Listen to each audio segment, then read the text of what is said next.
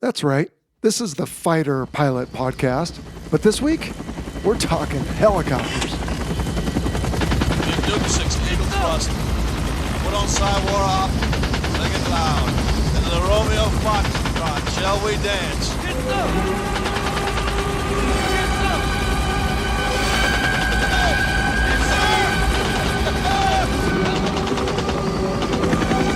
Welcome to the Fighter Pilot Podcast, the internet radio show that explores the fascinating world of air combat, the aircraft, the weapons systems, and, most importantly, the people.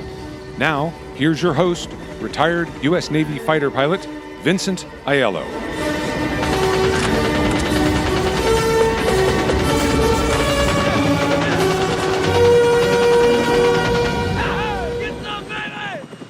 Hello, everyone. This is Vincent Aiello, and you have found the Fighter Pilot Podcast, episode 24. We're talking helicopters with the exclamation point. And what better way to lead into that than a mashup of two great movies, Apocalypse Now and Full Metal Jacket. We'll talk about more helicopter movies in the upcoming interview with Chadwick, all about the military application of helicopters. As always, though, before we do, just a couple quick announcements, and we'll see if we have time for a few listener questions. Anyway, I hope everybody's doing well. Things continue to do swimmingly here at the Fighter Pilot Podcast. A lot of things going on. We'll talk about some of those here briefly. But the biggest thing I want to cover right away is a mistake I made on episode 23 about the Distinguished Flying Cross, and that is, hopefully you found the corrected version of the podcast episode, but if not, you might have heard me refer to the award being earned or won, and Chuck schooled me on that after it came out and told me that this type of medal is never earned or won. It is awarded or received. Now, to be fair, there are some military decorations that you can earn or win, but not a Distinguished Flying Cross. As he said in that episode, most people just felt like they were doing their jobs and they were then bestowed with that honor. So my mistake, tried to fix that where I could, probably still some old versions floating around, but I owe Chuck that apology there. So just want to make that clear for everybody. All right, next up, you might have seen that Episode 1, Sunshine and I did our inaugural movie review where we spent about an hour talking about a handful of flying movies. I think we covered, I think it was Behind Enemy Lines, Planes, yep, the animated one. What was next? Top Gun, Hot Shots, and then Iron Eagle. And we just went through what was right, what was wrong, what we liked, what we didn't like. And it was a lot of fun. And we asked for feedback. We're still hoping for more because we want to know if you enjoyed that. Should we keep doing it the same way? Or should we find a way to incorporate some of the video from the movie as we talk? And I'm thinking about a maybe football announcer who, when they pause between plays, they'll show him up in the booth and he's always standing in front of a TV screen and he can pause, go forward, go back, and draw on the screen. Well, I don't know if we're quite there yet, but it might be fun to get some video included in our future movie reviews. So stay tuned for that. We'll see. And the big announcement on that little extra was that I will no longer be referring to Sunshine as Episode 1 Sunshine. I invited him and he agreed he's going to come on to the show and become a partner and maybe a co-host, maybe do some interviews, maybe do his own episodes. Not quite sure yet.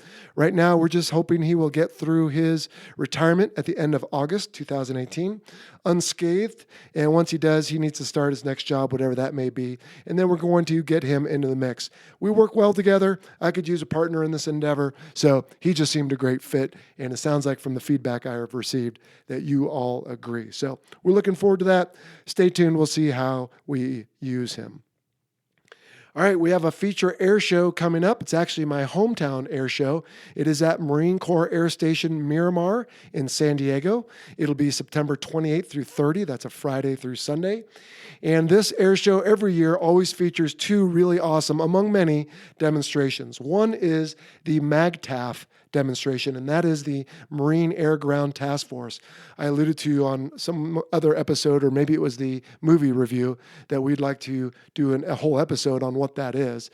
But if you show up for that show, you will see the Marines in all their glory with tanks, helicopters, fixed wing, troops, everything, doing a mock attack on the field. It's really cool. They set off a bunch of pyrotechnics. It's always a great show. And then, of course, the headline is the Blue Angels that fly in the afternoon. Now, I am hoping to attend this show, and I might even have access to a chalet where I might be able to invite folks to come in and say hello.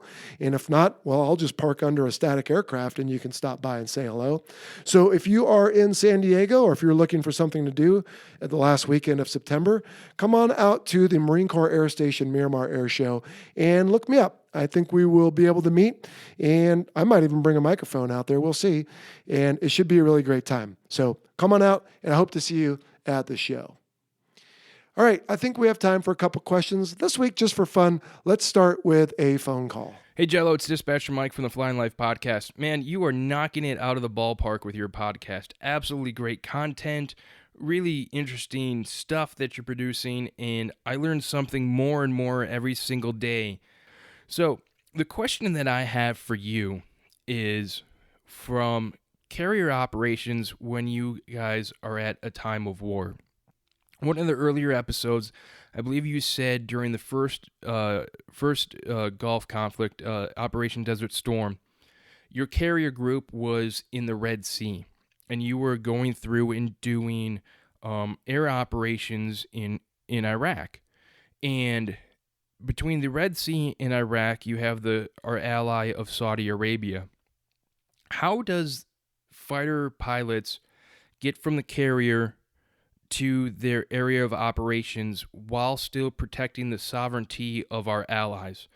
You know, for example, the B-2s, which operate out of Whiteman Air Force Base in Missouri, they go worldwide, hook up tankers along the way, drop their munitions, and then fly home.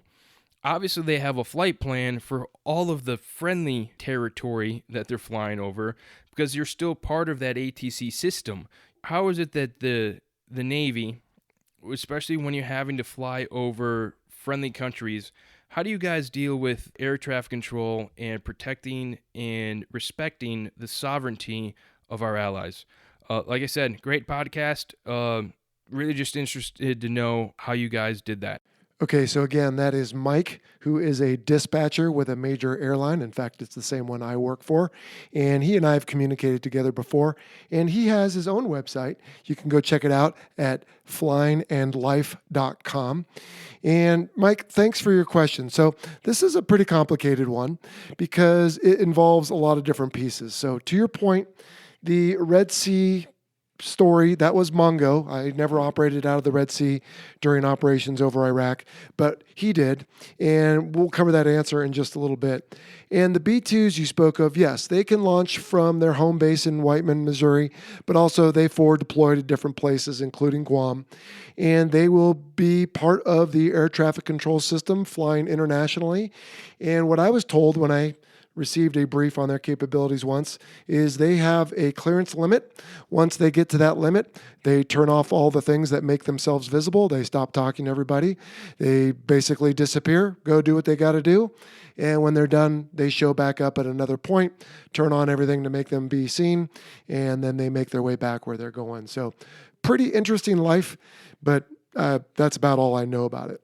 Now, as far as the Navy goes, if we are going to fly over someone else's country, like Saudi Arabia in the scenario with the Red Sea, or more recently, Pakistan with operations in Afghanistan, generally there is a lot of behind-the-scenes work that happens. There has to be coordination with the two countries and their air traffic systems, and folks take care of that are smarter than me, but what I know is that the E-2 squadron, the Hawkeye squadron on the ship, those fellas figure all that out, and then they will brief the entire air wing, and they will tell us where the highways in the sky are, which are effectively like a highway on the road. You have to be on certain route, certain altitude, talking to certain people, and they expect to see you there with certain squawks, and you get to where you need to go. Generally, you cannot just run willy-nilly over the country.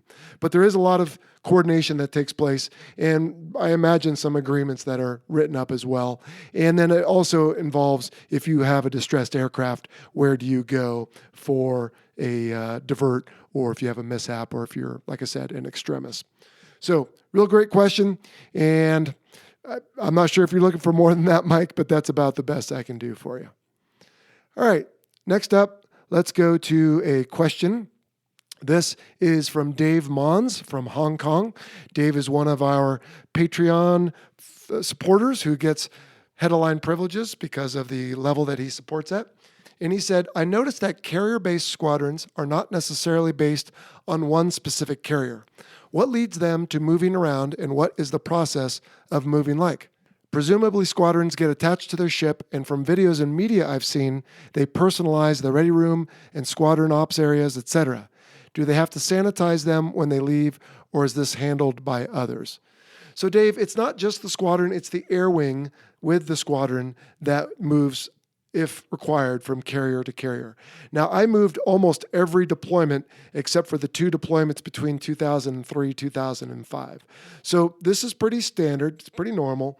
And what happens is when you find out what ship you're going to, and the air wing commander tells every squadron which ready room they'll be in and which spaces they will have, then generally well before the squadrons get there, someone will go out, usually called the Tiger team, and they will start taking custody of the spaces. And yes, to your point, they will customize them. And then you have your spaces, your ready room, like you said, your staterooms, your workspaces, etc. And then if you know you're leaving the carrier at some point, you don't have to necessarily paint everything back. Like if you painted your doors orange, or you put a bunch of stickers and different things on, you don't necessarily have to turn them over, but there are some things you need to do. And you hand it back over to the ship. They retake custody, and sometimes, depending on what the ship is doing, they will repaint everything gray and blue or whatever standard colors, and they'll make it all neutral for whoever the next air wing and squadrons are coming to their ship. So, yep, it is a bit of a process, but it's not insurmountable. It's done all the time. All right, one final question here. This is from Ryan. He says, I'm curious what the fighter pilot community thinks about drones and the talk that future fighter aircraft may be unmanned. Also curious what pilots think about drone pilots, he puts that in an asterisk, becoming eligible for medals and treated at the same level as pilots who actually risk their lives in combat.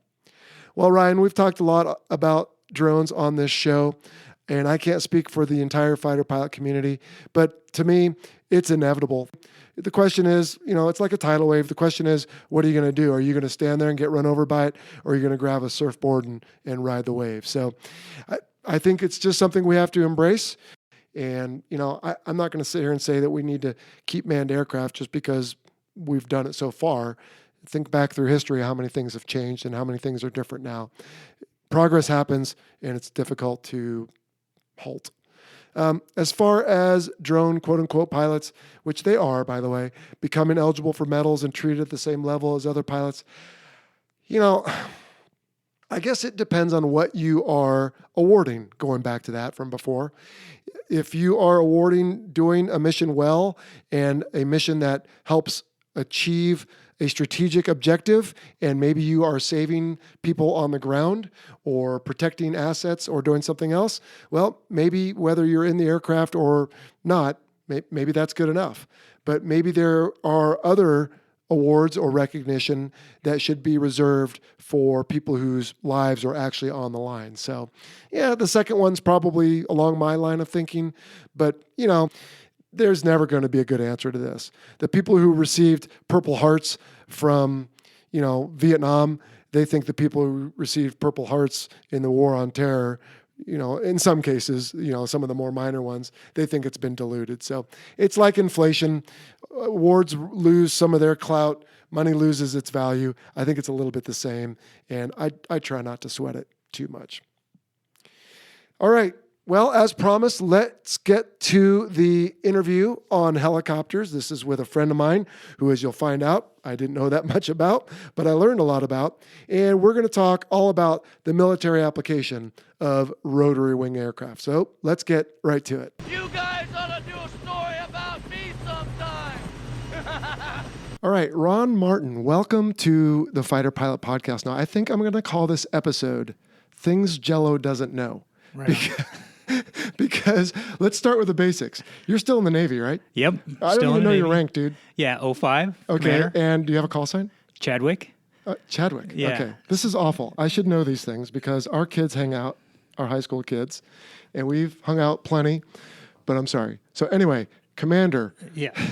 Ron Martin, Chadwick, welcome to the Fighter Pilot Podcast. Thank you very much. I feel welcomed. Oh, good. Well, we are going to talk about more things I don't know about because we are going to talk about the general class of aircraft that you fly. So we'll get to that, but why don't we start with a quick background? Tell us where you're from, what got you interested in the military, where you went to college, what you're doing, all the way up to what you're doing now. And then at the end, we'll talk about what's the future got. Yeah. So I'm from Chicago originally, a town on the south side called Blue Island. That's where I came into the Navy. I came in as an enlisted guy and served on P3s as an air crewman. And then got through that. Great times. I loved it, hunting submarines in the 80s in the Cold War. I then transitioned over to, I went to the carrier in the Asw Mod, which is basically where we brief the helicopters and then Viking air crews to do their mission. From there, I put in an enlisted commissioning package and then went to Oregon State for school, where I picked up my commission. From there, I obviously went the flight school route just like you did, and then I picked up helicopters. From there, got North Island, and all the while I've been married to my wife Camby this whole time. So she's excellent. So she's been riding shotgun with me for the whole time, and then from there I came out to San Diego, and I've been out here pretty much ever since, which makes a lot of people upset. Oh, I would imagine. But yeah, so it's been a pretty good ride. 3 different variations of helicopters, 2 of the same, really, and then the last one is an unmanned MQ-8 helicopter, too. All right, So well, maybe we can get to that. Mm-hmm. All right, let's go back to the beginning. So ASMOD, what is that? So the ASW module. Okay. So it sits right off of the carrier's information center, where the tactical action officer sits and all those guys. So we sit right behind them, and we provide the tactical action officer inputs to their ASW mission. Okay, right? so an office on the ship where they care about anti-submarine warfare. Correct. Okay. Correct. Now, the ECP, we have talked on this show before about ascension programs, if you will. Mm-hmm. So you, correct me if I'm wrong, got a couple years of college on your own, and then put in for the enlisted commissioning program, ECP. Yep. And then you joined an ROTC unit. Yep. To get your last couple of years and then got a commission. That's exactly it, cool. too. So I got the associate's degree route and then got to go to Oregon State to finish up the rest of my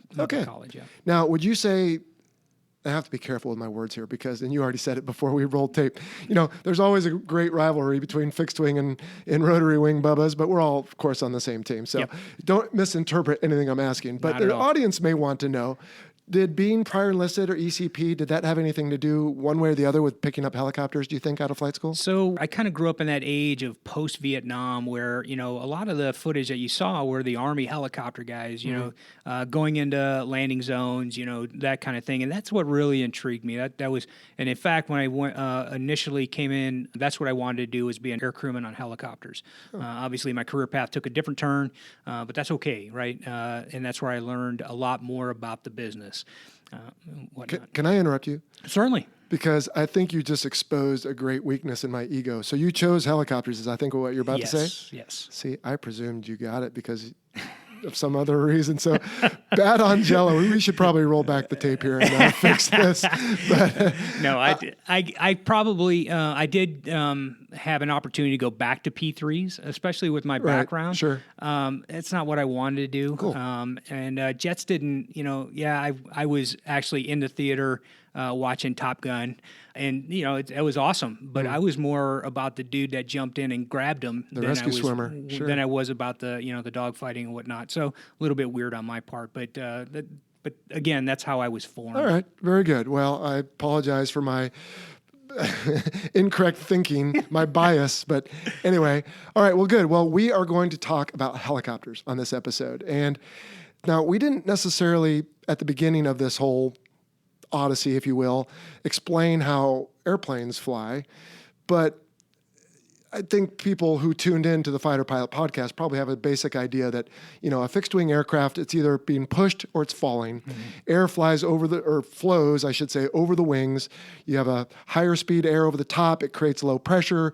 lower speed on the bottom, which is higher pressure. The high pushes on the low, which pushes on the wing, which pushes on the airplane, and the airplane flies. I mean, that was a very brief description of how an airplane flies. And then, of course, you have the empennage, or the tail, that keeps things in balance, because as any kid knows who's put together the little balsa airplanes, if you don't have things on right, it just loops over itself and doesn't fly. Right. Now, a helicopter is a whole different experience. Now, quick aside for the listeners' benefit here, as we were arranging for this interview, you have been trying to get me over, and I'll take you up on this, but you've been trying to get me over to the simulator here on base and to go fly an H-60, I believe. And I partly was stiff-arming you, but also our schedules just didn't align. But truthfully, I have no idea how to fly a helicopter, and I wanted that to be authentic because I thought once I got in the simulator, I might have a better idea. So let's start with, if you would, the aerodynamics of a simplified, what I just did, but for helicopters, and then let's move into how you fly the thing. Yeah, so if you think about the rotors, the rotor head, which is where the blades are, if you think of those, and really they're just nothing but more than wings, right? So have 2 blades or 4 blades, but they're really wings, they're just smaller. And so as they cut through the air, the pitch, either up or down, is what defines how you get lift, right? And then as you move the rotor head itself that has the blades on it, if you pitch it forward or back or left or right, that's how you're going to get movement forward, back, and left and right. So that's how you're going to go with that. The value of torque, where the rotor blades are spinning, you have to offset that, and that's what's done by the tail rotor, and that helps offset and keeps you straight in balanced flight. So there's a lot more mechanics to it. Of course. You've got tons of other things that you can talk about, but essentially that's what we're talking about here. So at the beginning, I threw out the terms fixed wing and rotary wing. So a fixed wing being an airplane, the wings are fixed. Everyone's familiar with these. And you have to rush the whole craft through the air, and then we get that lift we talked quickly about before. In your case, you're taking the wing and spinning it, almost like an airplane sitting on its tail going straight up, and it's a propeller-driven airplane. That's what you have at the top. And then you can pivot that, and then you've got some vectors working for you for forward or aft or left or right. That's right. And then I think, again, anyone who's played with toys, if you have one of those little, I don't know, again, maybe a balsa thing with a propeller at the top but no tail section, you let it go, and what does it do? It may fly, but the body of it spins around. Right.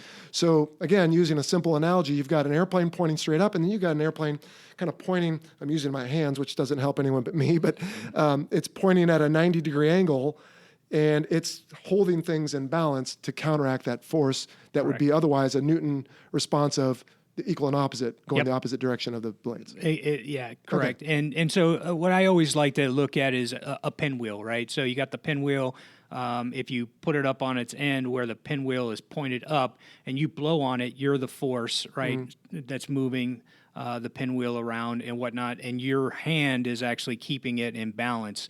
When you add that, when you take that away and you need to be able to correct that for straight and level flight, that tail rotor counteracting that torque is what's going to be able to maintain that straight and level flight as well.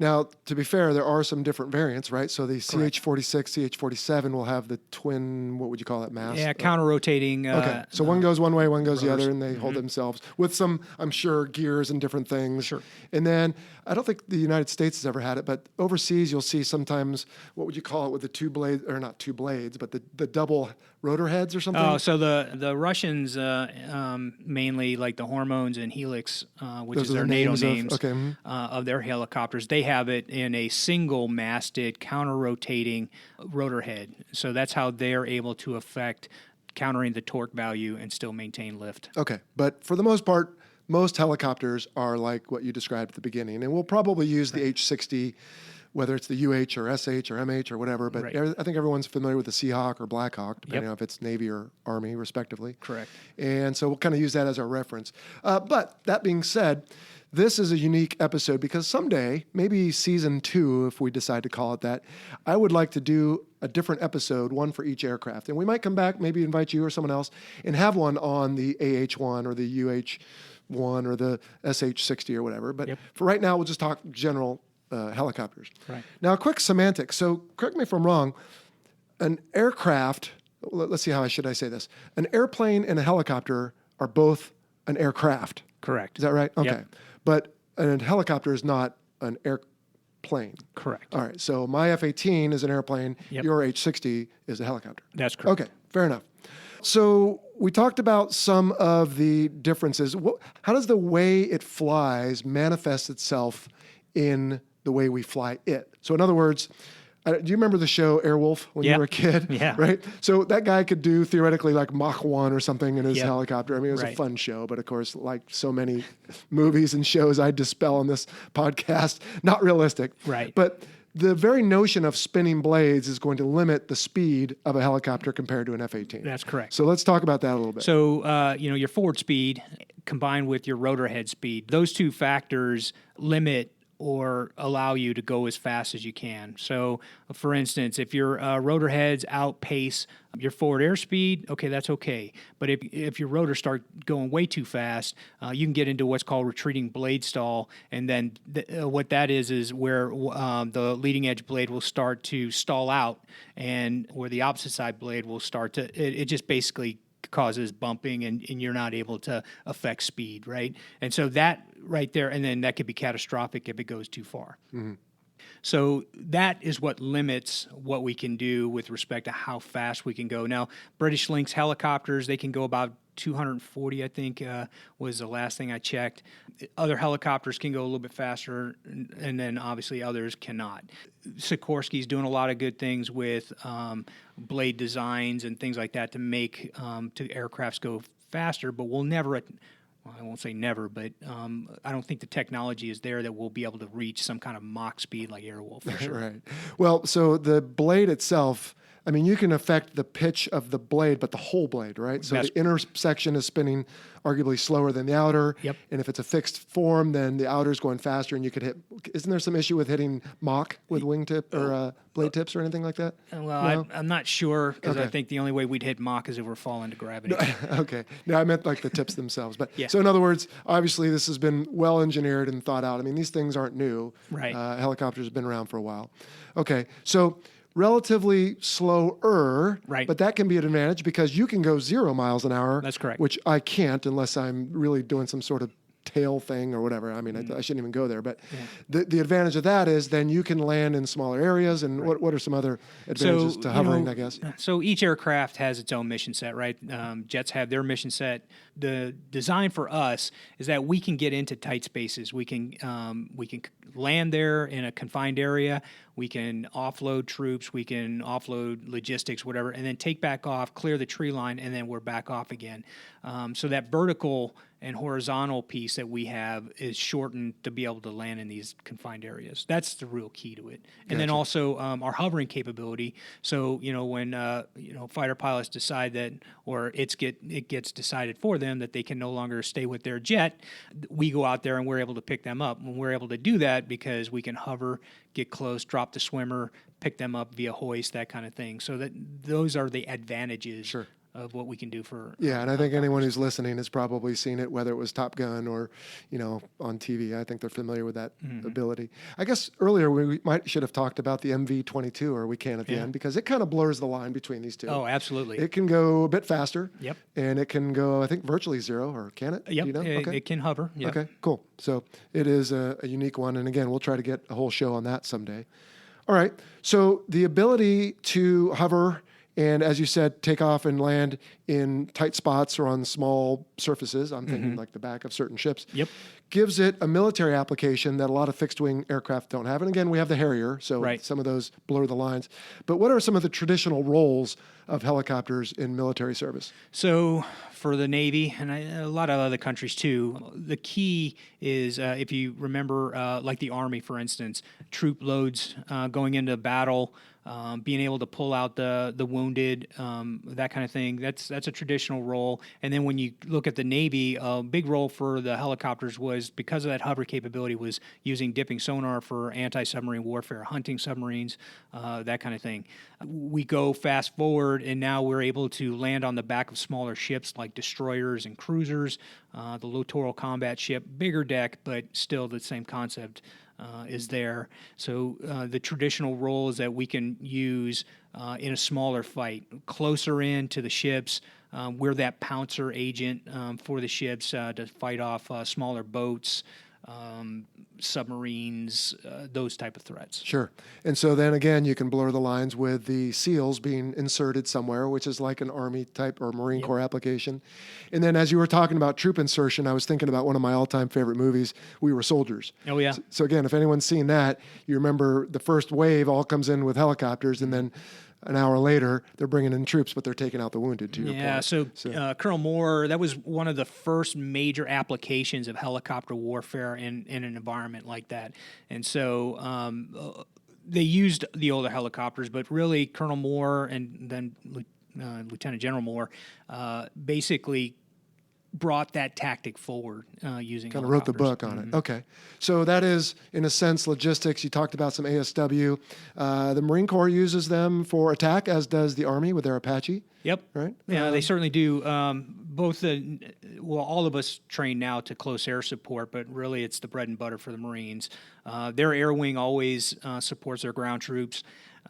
And so their Cobras, provide that forward fast attack method as well. Yeah.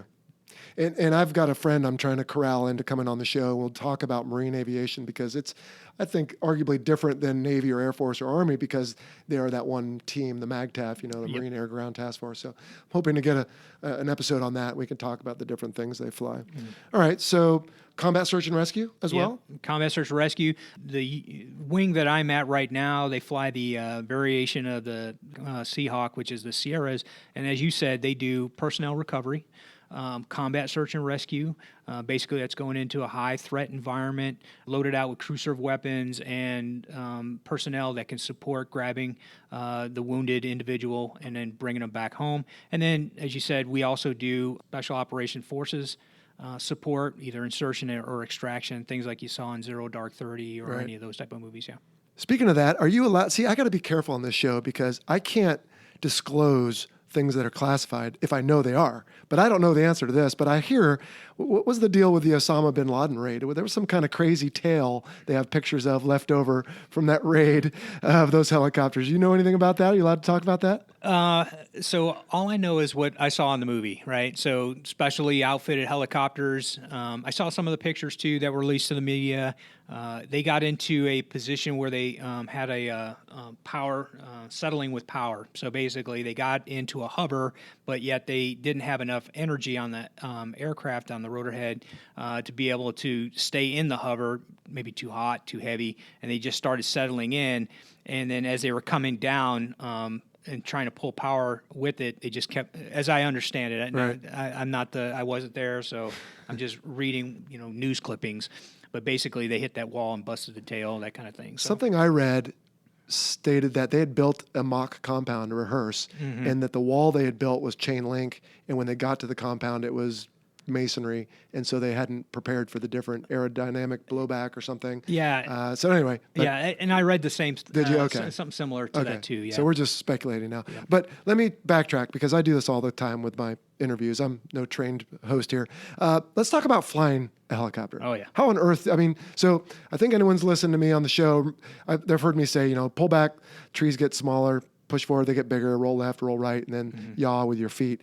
But there's more to it with a helicopter. So give us the quick, you've never flown an airplane before, and now we're going to fly a helicopter. You've got both arms and feet. You're like a drummer. Yeah. Everything's doing something different. So walk us through that if you would. So I tell you, if you could pat your stomach, rub your head with your other hand, and then tap out a tune with your 2 feet, that's kind of what that is like flying a helicopter. You're always doing something because any input that you put in has to be countered or has to be added with another movement, right? So if I want to go forward, I have to adjust my tail to maintain balanced flight. I have to add a little collective, which that's how the helicopter goes up in altitude and down in altitude.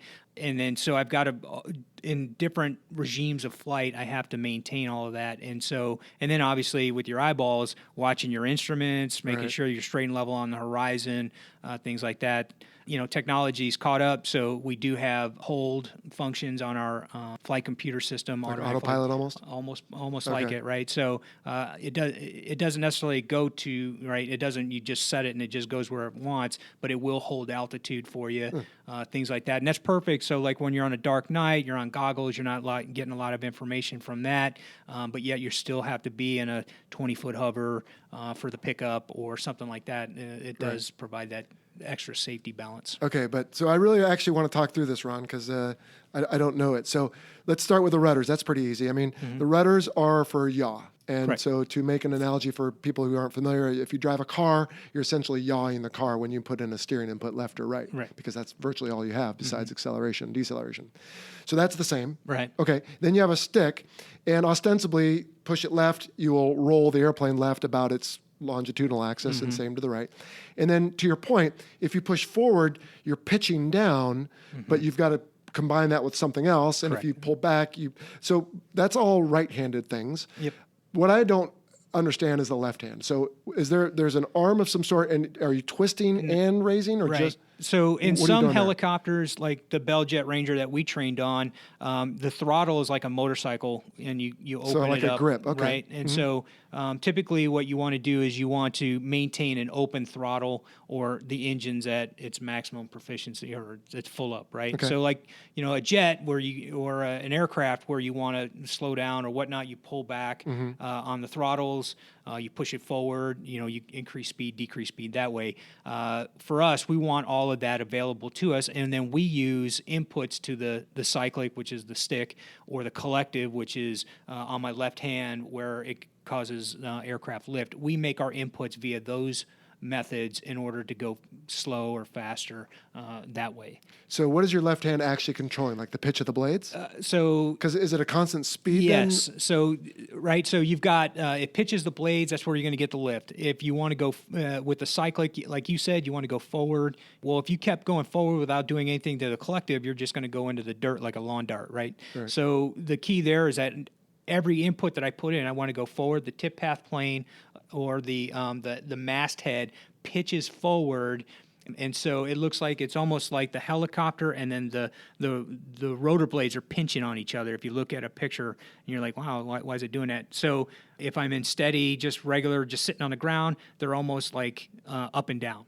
If I want to go forward as I'm flying, the masthead would basically pitch forward, and then that would cause me to start going forward. So if you're seeing the airplane from the side, no, I said that wrong. If you're seeing the aircraft, the helicopter from the side, the blades at the front of the helicopter are lower, Correct. and the blades at the back are higher. And so if you know anything about vector analysis, that took your previously maybe straight vertical vector and moves it forward, and so now you have a component going forward. Yes. Okay. And so to your point earlier, as soon as you do that, now you're in this transitionary flight where you're starting to go with some forward airspeed, which I'm guessing affects other things. Yep.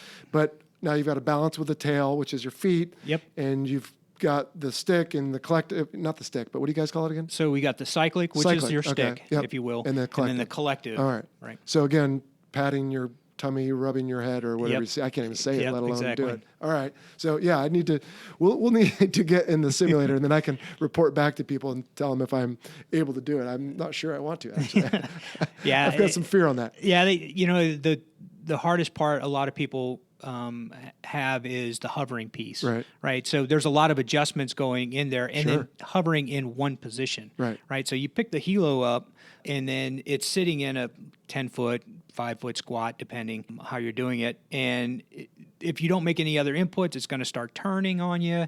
Getting blown by the wind. Yeah. And basically you're not countering the torque of the head. Oh, sure. And so the tail rotor's not doing its job effectively. And then you'll get like maybe a settling where you'll start going back down again. So there's a lot of mechanics that get there. So the hovering piece, a lot of students actually have a hard time with. And then they get that grasp. It's usually pretty quick. And then once we do that, then we move on to forward flight. And forward flight, because we all start in fixed wing together, it's an easier concept for people to grasp. It's just the mechanics of it at that point, getting over I'm not using one stick to vector. I'm using 3 different things. So when you're doing 100 miles an hour or knots, whatever, in your Seahawk, is it fly like an airplane almost at that point? Yes. Okay. Yeah. It's everything responds basically the same. Anytime I make a turn or climb or dive, I still got to make those different vector inputs. But other than that, yeah, you're flying to out. coordinate and balance. Yep. Now, most military helicopters are fairly benign in so much as pulling G's or doing any kind of aerobatics, but there's some out there. I'm just kind of thinking of a Red Bull helicopter I've seen at an air show or something that's doing loops and rolls and all that. I mean, how is that possible? So, those are Specialists. Yeah. They've got some specially built equipment in there, how the rotor head's made. And then also, obviously, the pilot highly trained, because he's got, if you're going to make those kind of inputs, like for instance a British Lynx helicopter can do that as well. They actually did that, I think, in a H-53 test. They did it once, never did it again. Did everybody walk away? Yeah, I think they did. Okay. It's part of the test, I guess. Right, I don't know. These are the stories that the horsemen at our simulator buildings always tell us. But it's the helicopter itself. It's the person making these inputs. It's all of that combined together. Yeah. Okay. Excellent. What about like in my airplane? Now, granted, an F-18, if I lose both engines, I'm pretty much out of luck. But some airplanes, like an F-16, I could glide at home. If you're flying, how many engines, by the way, in an H-16? So 2 engines, 1 auxiliary power unit. Okay. Yeah. So if you're flying along, going somewhere, let's say you're doing 100, what's a typical cruise speed? About 100. Okay. So if you're doing 100 knots, and for whatever reason, bad fuel, whatever, boom, both engines gone, can you glide somewhere like an airplane? Or? Yeah. So that's the bad day for the helo guy. We don't jump out, right? We don't have parachutes typically. So ours is that big fan that's sitting on top of the helicopter. That's what's our last saving grace to get us back on the ground. And it's called an auto rotation, right? Okay. So what we're doing there's what's called a freewheeling unit inside. So what that does is it decouples the engine from the drivetrain and allows basically the rotor head to act as like a pinwheel, right? Okay. So what you want to do is you want to maintain your revolutions per minute, your RPMs, and then also your forward airspeed. So you're using the wind coming at you as well as you going down to be able to give that last big pull at the end to flare those rotor blades enough to where you're basically beating the air current back down to be able to create a softer landing. Okay, so let's try to make an analogy here, and you can correct me on altitudes or whatever. So if you're flying along at 100 knots and maybe 1,000 feet and you lose both engines, what you're saying is you're going to kind of free spin the blades and let your forward speed and gravity, now you're going to turn your what? Well, you have already got kinetic energy, but you're going to take your potential energy of altitude and convert that. So you're going to get a nice rotation speed on those blades with them sort of, what do you call that in a regular turboprop? Feathered. Yeah, almost, feather or flare. Yep. And so then at the end, you have a method to say, okay, now I want to take these blades and put them into the air. I'm going to lose speed probably quickly on the blades, but I'll have a little bit of bite, and that will arrest the rate of descent? That's correct, right? So what you want to do is, as you enter your auto rotation, full collective down, put your basically in a descent, so your blade pitch is at one angle, and then you just ride that as much as possible to a given point on the ground. And then just as you're close to that given point at literally 20 feet off the ground, you're going to pull as much of that collective as possible to flare those blades out as quickly as possible to basically rush that air downward to be able to kind of cushion out that landing. So that's really the So living basics. here on Coronado, where there's this is like the master helo base or something, right, for the West Coast. I see all the time helicopters come in pretty high altitude, and all of a sudden they look like they're just falling out of the sky. Yeah, exactly. But I don't see them go all the way to the ground. I assume when they're practicing this, there's some safety altitude. Yeah. So first of all, when we practice, they're called power-on autos, right? So at any time we goon up an entry or something like that, we've got everything on, right? The engines are up, everything like that. We just pull in a collective, put in forward cyclic, and we, So you have a way to simulate an engine failure. get out. Exactly. Right. And then I'm guessing you stop at some safety altitude. That's right. Okay. So here at North Island, what you find is we typically do our functional check flights. Well, not typically, but we're allowed to do functional check flights here, and that's what you're seeing. And at North Island, there is a given altitude at which you have to recover your auto rotation because you have to be able to then leave the airfield boundary to get back up on altitude to come back around. At OLF Imperial Beach, where we do a lot of our training, that altitude is based on what our standard operating procedures are for training. Okay. So, which is a little bit lower than what we're typically. Sure. So if this happens for real and you're going to the ground, you have ground effect peripherally. You have, so if you're trying to stop at 200 feet, it's arbitrary except for the guy next to you who's going to slap you if the altimeter goes too low, right? But in real life, so I don't know what I'm getting at with this other than how often do auto rotations happen and do they generally go well? So is it pretty rare or is it pretty common? We've had a few, right? The one that really sticks out in my mind, we had a crew coming back from a mission. This was a few years back. And basically, I think they had some kind of power loss at night over water. Ooh. So this is like, varsity movement, right? Okay.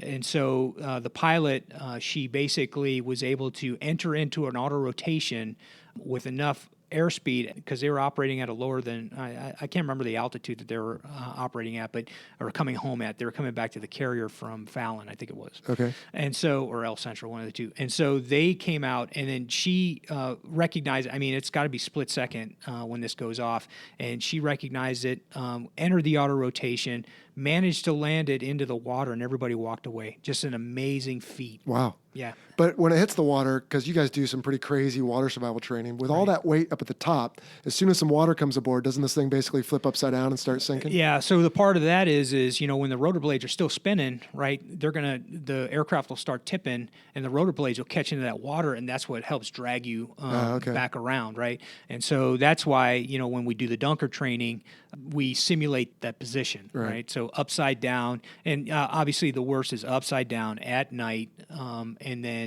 that's what they had? With a reference point, trying to get out of the helicopter. Did they give her an award of some sort, I hope? I'm not sure. Okay. Reading just what she had done and how she affected it, and everybody walked away.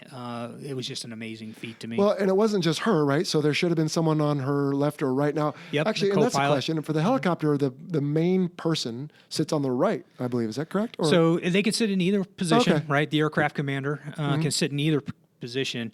It just depends on how you want to set it up. Okay. In some helicopter, the aircraft commander will sit on the right, and then the airborne tactical officer or the co-pilot will sit on the left. Okay. And that's basically sensors, right? So they have the ability to use the sensors. Sure. And but nowadays the way the Romeos and Sierras are set up, both positions can actually affect that. Sure.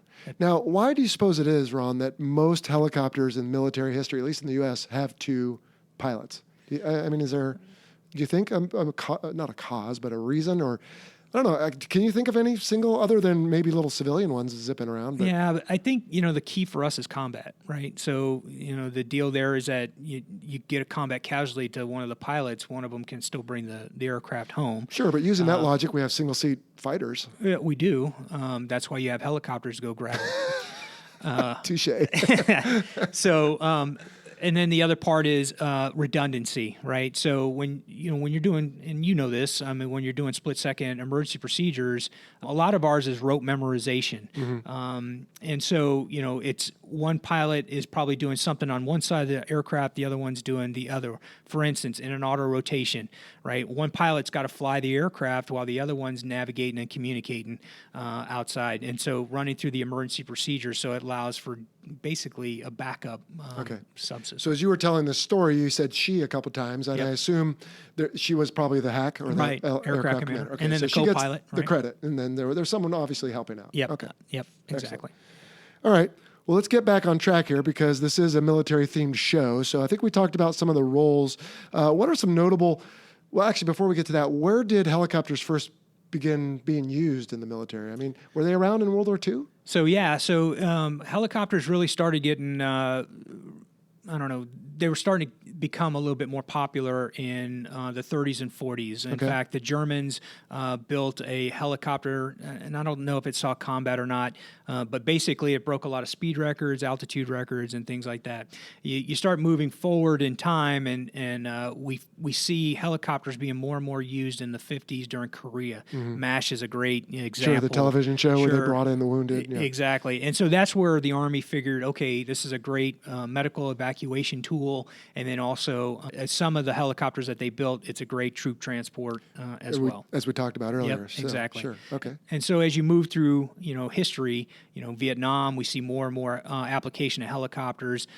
In the 80s, right, not a lot going on. We had the Cold War. So what we see application of helicopters, specifically with the Navy, is in its use of troop transports, anti-submarine warfare, basically gathering intelligence, surveillance, and reconnaissance, ISR, and things like that to be used in that kind of function. Sure.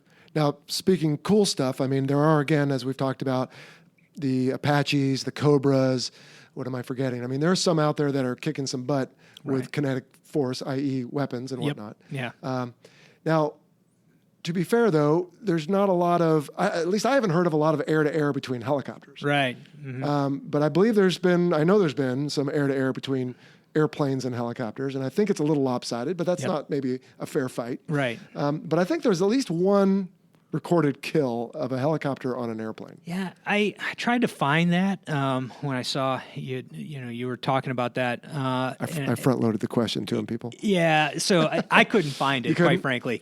But what I will tell you is that, yes, some of the helicopters are equipped with Sidewinder capability. Yeah, I believe the Cobra, right? Yeah, the Cobra and the Apache have that capability. What I will say is that as we move into these the days of today with unmanned air systems and the bigger ones that are out there like Reaper size or Predator size, countering the UAS threat, we'll probably see where helicopters can engage those. They're slower. We have used jets to engage them, that kind of thing. But really, it's something that the jet needs to go off and do fighter stuff, and we can handle the slower moving, non-lethal, UASs. When I did some research, the only thing I found was, I believe it was an Iraqi helicopter that had shot down an Iranian MiG-21, or maybe it was vice versa, but I'd have to look at it again, and maybe I can put some notes after this. I probably should have checked it out, but I think there's at least one that I've been able to find, but it's the internet, so exactly. I did see where was it an Iranian MiG shot down one of our drones because it shot at them first, but I mean, that's about, they've got a couple of weird ones out there, but I hadn't seen that one. Another military application of helicopters, you touched on it earlier, is landing on small ships. Now, small ships are more prone to reacting to the sea. So I've talked before on this podcast about landing on a carrier when that thing's really pitching, and it's no fun in a fixed wing. How is it landing on a destroyer, let's say, when does it go up and down, or does it mostly go left and right? I mean, what's that like, and what do you guys use to get aboard? Yeah, so on the smaller ships, it does, right? So you've got the pitch of the waves. It's just challenging to try to overcome that as it's coming down. There's great footage of helicopters landing on smaller ships during big storms. East Coast, they deal with a lot of bad storms in the Atlantic. Same with out here, but I have not had that huge challenge. What I will say is that the Romeo helicopter version of it has what's called a recovery assist and traverse system. So what that is Romeo being the MH-60R. MH-60R. Okay. Yep. So what that is it does two things. One, we call it the trap, or it's like a big giant bear trap. We have a probe at the bottom of the helicopter. Once we get in, it'll snap close and it holds us to the deck until the chalk and chainmen can come out there and put the chains on the deck. Cool. But in that first part of the flight, where it helps us, basically when the ship's pitching and rolling pretty hard, we're able to drop down a line out of that probe, hook it up to what's called a RAS cable. That cable goes up into the helicopter, and then it will draw us down with the pilot working the collective like as a winch well. To get you unstuck? Basically just to winch us down to the ship and then put us on there. Okay. Now, a lot of pilots don't necessarily like that because you're now attached to the ship, and the ship is the one dragging you down. So a lot of experienced pilots will forego that and just try to make the landing themselves. Do you have, I'm guessing, some sort of light system or signals to kind of gauge where you are? Yeah, or do you have like a landing signal officer equivalent or anything? That's it, right. So a landing LSO or landing signal officer officer sits in like a little bubble, if you will, and they have control of the RAS system when they're drawing you in and letting you loose, kind of thing. They have control of the trap system, so when you're in the trap itself, and then they close the bear claws on you, it holds the helicopter, and so that's what that person does. That person also coordinates. They're your eyeballs at the back of the deck for the safety observer. Okay. They coordinate with the ship, right? The officer of the deck, making sure that they're on, they've got the right winds in place for us. Just like you, right? You got to have winds that are favorable to your landing. And then from there, all of that's coordinated through the LSO, and then obviously the last couple of instructions back down to the pilot. Sure. And so they have like standardized comms and things too. They can tell everything you. Everything is right. So you don't want to be miscued on communications for sure. So, when you call up and request for a green deck, which is basically the captain allowing you to land, all the way down, they signal up to you with basically it looks like a stoplight, right? A red, yellow, and green light, and then they flip the switch. I'm being very simplistic, sure, that's fine. For the audience, but basically they flip it and let you know via the light show that you're ready to land, and the comms too. So if we ever had to work in a position where either the radios are out on either side of the ship, which has happened, or we're in what's called an emissions controlled environment where we don't want to talk on the radios and give our position away, they can use the light show to help us to tell us when to land. Sure. So in the Marine Corps F-18 world, let's say, every pilot at some point will carrier qualify. Now, they may later go to a two-seat squadron that deploys to, say, Japan or somewhere, and they don't go to the boat in a while. But eventually they'll go back, or at least they did it once. In the Navy, do we have anything besides H-60s in the Navy anymore? I don't think we do, right? No. Other than some UASs we'll talk about in a minute. No. So does everybody, is a Seahawk pilot, does everybody go land on a small boy, or does it depend on what squadron you're in, or is that part of the initial training? How does that work? Yeah, so in the fleet replacement squadrons, that's where we gain our initial training to the back of the ship, learning it, and every pilot has to go through that. Okay. And then depending on the type of ship, cruisers and destroyers, for instance, the 60 Sierra version lands on all of them. It doesn't matter. And quite frankly, the 60 Romeo does as well, but it is mainly ones that go back to the destroyer or the cruiser because of that RAS system, right? That's where they operate off of. Okay. They can fly to anything, but basically that's what they operate off of. So all of us have to get that deck landing qualification and maintain that currency in order to go back to the boat. When you are, let's say, at your point in your career, when I was your age, the answer to this question I'm about to ask you would be night carrier landings. What is the hardest thing a Seahawk pilot does, or any helicopter pilot? I mean, maybe it's different for the Army and Marine Corps, but what's the hardest thing you guys do?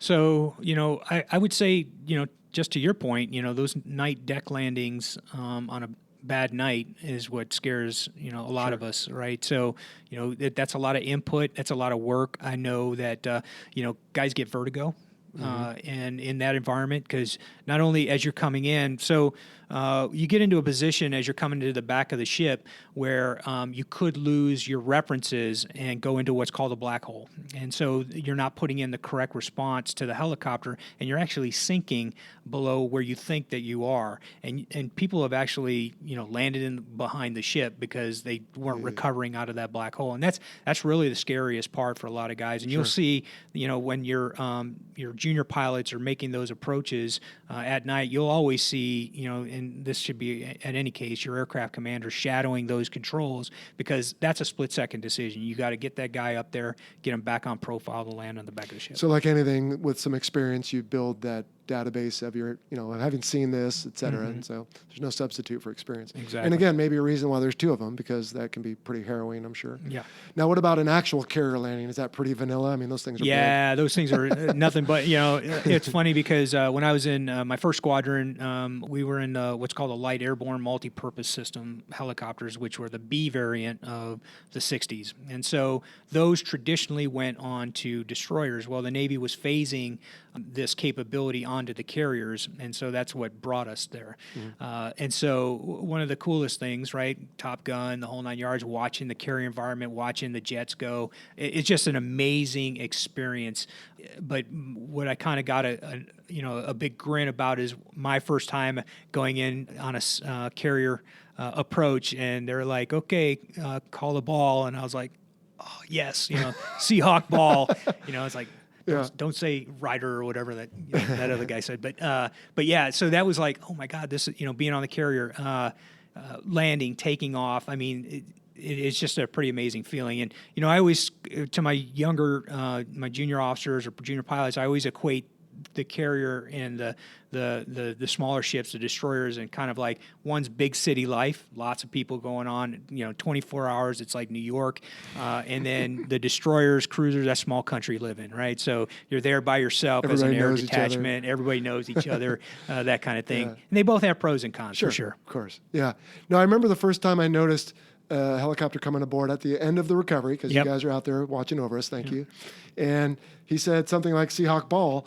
And I thought to myself, hey, you didn't say your fuel state. And they're like, well, duh, it doesn't matter. He's going to touch down. At that point, right? He's going to touch down really slowly. Yeah. Oh, that's awesome. All right. So we've touched on Top Gun a few times. So the Air Force, I had Boat on here. He's an Air Force guy on episode, I think it was 18, talking air-to-air missiles. And so he had to drop Iron Eagle because that's like their version. Is there a Top Gun for helicopters? Is there a favorite movie for you guys? It's funny. When Firebirds came out, the Army version of their whatever that was, everybody was like, "Oh, that's great." I don't think any of the Navy guys got into that one as much. I don't know. The one movie that I kind of like, and I'm kind of a weird guy like that, but I don't know if you ever seen the old movie Bridges of Toko-Ri. I've heard of it, but I can't say I've seen it, which is an awful confession. It's with William Holden.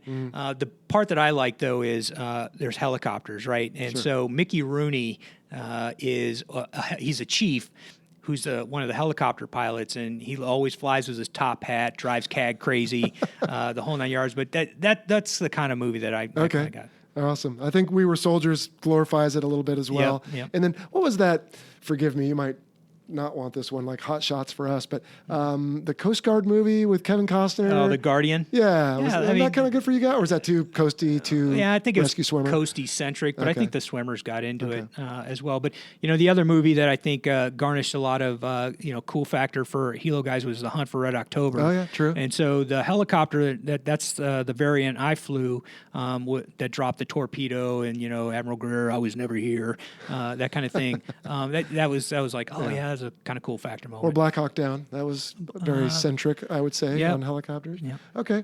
Well, we're about running out of time here, Chadwick. Well, let's talk quickly, though, about UASs, or I guess is that what you guys call them? I mean, what's the future hold for unmanned helicopters in the Navy? Or where are we at right now, for that matter? So right now, the wing that I work at right now, we field what's called the MQ-8 Fire Scout. It is they've got two models. The B version's a smaller 333 Schweitzer model, small, very effective in what it does. It's basically an intelligence, surveillance, and reconnaissance platform. It provides all of that information back to the ship for them to make the decisions, right? And then the version that we're working towards is the MQ-8 Charlie, which is the Bell Jet Ranger, if you think News Chopper 5, that type of helicopter, providing the same type of functionality to the ship. And that's kind of where Rotary's going in the future. Do you see any kinetic ability with unmanned helicopters? So that's programmed, right? Obviously, anything that we get up in the air, we want to put weapons on for it to be lethal, and so that does have a program. I don't know if you're familiar, but for my listeners' sake, we had an episode recently with Kevin Miller, who is a former F-18 guy and now an author, and he wrote 2 books, and we had a big to-do on the show about him. But the second one, called Declared Hostile, talked about the MQ-8 in this scenario. Of course, it's fiction, but going out and taking out some drug runners and doing some good work. So pretty cool. All right. And so when that has it deployed yet? Yeah, actually. Okay. Who does it fall under on the ship? So it is coupled with the littoral combat ship. Okay. And so it's flown with basically the Romeos, 60 Romeo detachment, as well as most recently the MH-60 Sierra detachments. And that's who owns them right now. Cool. All right, Chadwick. Well, gosh, I mean, I always say this at the end of discussions. I mean, we could keep going and going. Yeah. And certainly, like I said earlier, we will at some point talk about your baby, the Seahawk. Yeah. But in general, from a military perspective on helicopters, anything else we should cover for today's episode? I think just the versatility, right? You see them today. out with CAL FIRE, putting out fires. The Sierra helicopter does that too. We're trained to doing Bambi bucket water drops. We have guys out there that are standing ready to answer the call. Yeah, that's like a Homeland Defense function in a sense, right? Don't we go out and help? Yeah, exactly. So FEMA, that kind of thing. So if CAL FIRE were to call us tomorrow, we could put up a couple crews with capability to go out and help fight the fires that are around too. Right now, CAL FIRE and the state is doing great work with what they have, and so. So who pays for that? Do you know? I mean, that's like separate Title 10 stuff and other stuff. So that's all. Because, working civilian and Department of Defense, it gets kind of weird in all of that, posse comitatus and things of that nature. I don't even know what that means. Yeah, that'll be a whole other podcast, I'm sure. But basically, the deal is there's a break between civilian authority and Department of Defense or military authority, and really that is what would drive that. And so if somebody asked us to go out and fly that, whoever's the requesting agency would then have to work through their side of the government to provide. I mean, they're not stroking a check to HSM, whatever. That might be a bad example, but it's somewhere someone accounts for it and moves some fake money from one account to another or something. Right. Okay. All right. Well, I guess that'll do it then, dude. We have a couple questions here on the Fighter Pilot Podcast we always end with. The first is, what's the future hold for you? So you're still playing the game? I mean, are you eligible to retire but just still having fun, or what's the deal? So 32 years. Holy cow. Yeah, with my you prior don't look like you've been Yeah. could have been in that long. Yeah, I grow older every day. Don't we all? Yeah. But, what I'm trying to do is I'd like to go and try to put a legislative affairs fellowship in and go work in, for a congressman or senator. Oh, cool. And then try to be a little bit better. All right. Well, you're not bad now. No, well, help. I should say try to help the process a little bit more. Yeah, the bad process, not the bad Chadwick. Okay, I'm Exactly. with you on that. Bad Chadwick. Let's not go there Yeah, because we try to keep this one non-political, the show that is. Yeah. All right, awesome. So again, I will confess my own ignorance, but I didn't even know we called you Chadwick. I just call you Ron. But Yep. The last question of the show always is, how did someone come up with Chadwick? All right. So, so when I first got to my first squadron, basically they did what's at an all officers meeting every Friday, and they would bring up this day in naval history as a talking point, just kind of break the ice, that kind of thing. And so they ran into Rear Admiral French Chadwick, 1910 time frame. Well, they liked that guy's name so much that they wound up putting him in everything. So no matter what it was during that AOM, he's either mushing dogs with Admiral Byrd, driving a tin can down Tokyo Express, flying in space. It didn't matter what this guy Were did. they photoshopping him into different things? Well, they're basically talking about it, right? just- So, yeah. and there was Frenchie Chadwick, right? And so I roll in, a little bit older, saltier than the typical junior guy that rolls in. Because of your enlisted time. Exactly. A few more ribbons on my chest, and they take one look at me and go, "Oh my God, you're Frenchie Chadwick." And of course, I'm like, What does that mean? No, I'm Ron Martin. Good to meet you. And so at the reckoning that we had, that name came up and it stuck, and I've been Chadwick ever since. Well, on this show, we've had plenty of people who talked about they showed up right after Super Troopers came out, and so they were Farva or something else. And then you have some people like, well, I started as this, but I ended as this because I did that. Yep. So at least you don't have that caveat or asterisk on your call sign story. All right. Well, Chadwick, thank you for your 32 years of service to this country. Thank you wow, very dude. much. Gosh. I think if I knew Still that, going strong. there's another thing I didn't know. I feel bad now. I should be like blowing more smoke when I meet you at the different functions we always end up at for our kids. But no, that's amazing. And so on behalf of the listener, thanks for your service and your continued service. And thanks for coming today and schooling me on Rotary-Wing aircraft, because I really didn't know a lot of that. Yeah. Anytime. I really want to bring you out, let you get to play on the simulator, give you a little sense of appreciation. So maybe what we should do is go do that before this airs, and then I can talk about it in the little notes afterwards. There you or go. Something. Exactly. Excellent. All right, dude. Well, unless you got any parting shots, we can wrap this up. No, thanks for having me out. You're welcome. All right, let's get out of here. Bye. I love the smell of napalm in the morning. All right, once again, big thanks to Ron Martin, call sign Chadwick. 32 years of service. Is that dude a hero or what? What a stud. I think we explained all the different terms. I think he did sneak in, though, OLF, as in outline field, Imperial Beach. And that's just one of many fields the Navy uses. It's not really a base. Well, I mean, it kind of is, but usually nothing stationed there. It's just a field that they use for landing practice. And in this case, Imperial Beach is right on the border with Mexico, right next to the ocean. Another thing is I did not make it to the simulator between that recording, which was just last week, and now publishing this episode. So my regrets, but we'll circle back around to that, either add it later, we'll talk about it, or maybe it will be an exclusive on Patreon. Now, speaking of Patreon, we've got 4 new patrons we'd like to announce. 2 division leads, Joe Tanglo and Joseph Penty.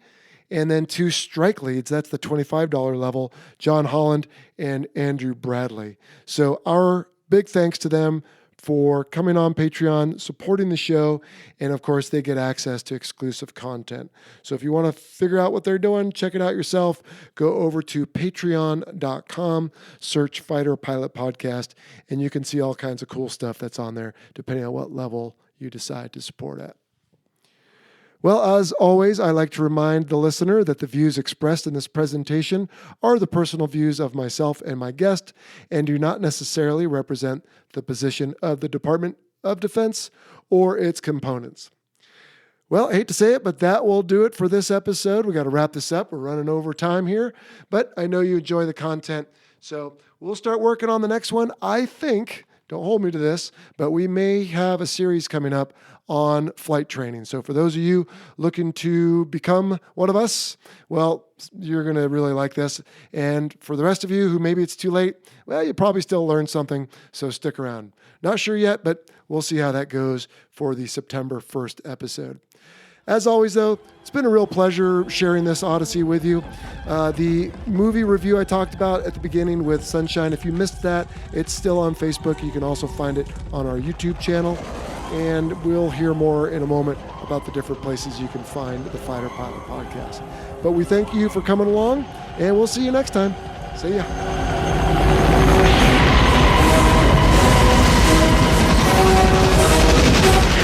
Thank you for listening to the Fighter Pilot Podcast. Got a question for the show? Send an email to questions@fighterpilotpodcast.com or leave a message on our listener line at 877 Mach 101. That's 877-622-4101. Be sure to check out our website at fighterpilotpodcast.com. You can also find us on all the usual social media platforms, Facebook, Instagram, Twitter, and YouTube. For exclusive Fighter Pilot Podcast content and to help support the show, visit our Patreon page. Please like, follow, and share us with your network. And if you have a moment to leave us a rating or a review on iTunes, we would greatly appreciate it. We got some more going down here. Look at it, automatic, 50 cal in the open. Spotted a large weapon down below. Dude, that was awesome. Yeah. Yeah, sorry, you're asking for simplicity, and then you started going arrow on me. I was like, oh shit, did I miss the mark? I was like, Yeah, it's all good. Right. I figured you'd drive the bus, so, but it was good.